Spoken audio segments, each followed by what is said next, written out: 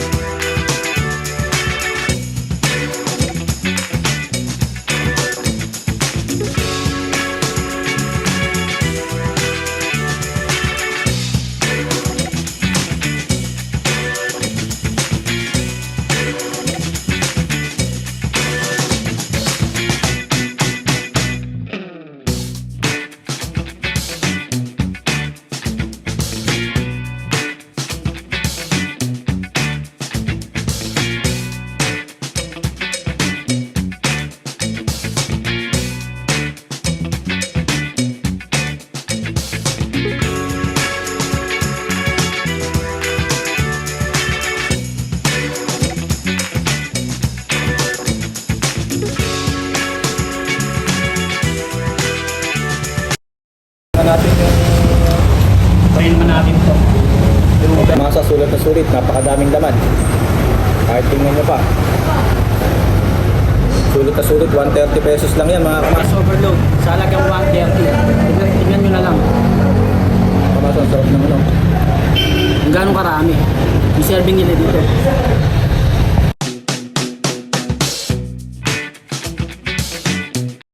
Siomay, napakalaki ng sarap. Talagang purong baka. Tapos yung laman, ganito ka sa sarap. Tikman nyo.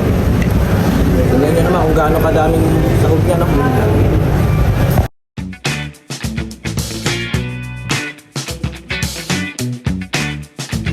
Tara, tingnan natin yung bukas and cream.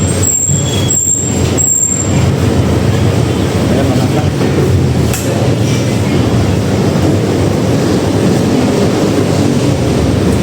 Sarap! Nakamasa, tikman naman natin itong dark chocolate.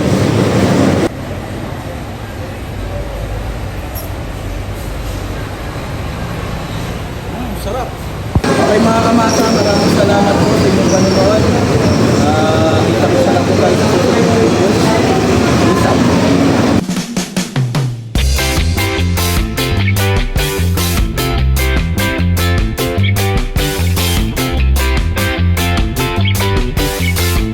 Magandang araw mga kamasa, nandito tayo ngayon sa isang sikat na kainan dito sa Cabanatuan City. Ang Oyat Pares po.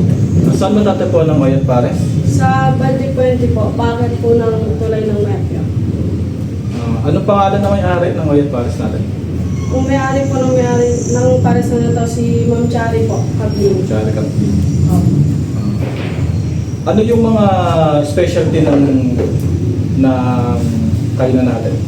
Meron po kami Pares, may yan po Pares po, may Bulaklak Pares, tsaka po may overload. Meron din po kami Tapsi, tsaka mga milk tea po. Gano'n nakatagal itong negosyo niyo? Last month lang po. Last month lang. So bago pa, Okay. July? Pero yung yung Heartbeat Cafe po, may main branch po siya dito sa may tabi po ng Woodsa. Sa Del Pilar.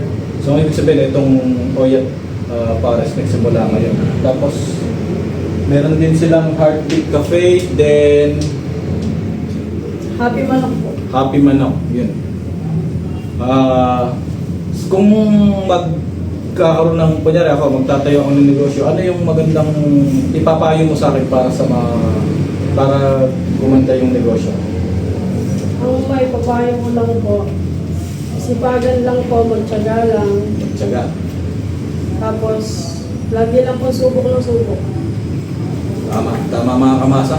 Dahil sa negosyo, hindi natin alam kung kailan ito lalago or kailan malulugi. Kaya subok lang ang subok. Huwag tayong susuko. lahat. Maraming salamat mga kamasa.